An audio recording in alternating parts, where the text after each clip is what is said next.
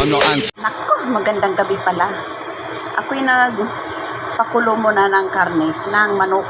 Tapos hinihimay-himay ko, tapos ginisa. Ayan na. Hinalo ko na sa mga gulay at ako'y magpapansit ngayon. At wala kaming maisip na ulam, kaya ito na lang ang gawin kong ulam kasama na ng kanin. Siyempre, yung bihon. Ano din yun eh.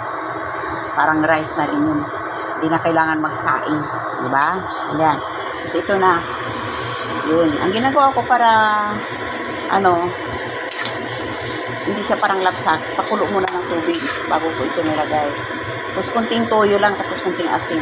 Kasi ayaw ko ng maraming toyo na na pansit. Parang maitim na. At least yung ganito lang. Ayan na ang pansit ko. Finish na siya. Hinalo ko na yung gulay. Ayan. Luto na siya. Tayo na. Kainan na tayo mga mamshi. Bye-bye.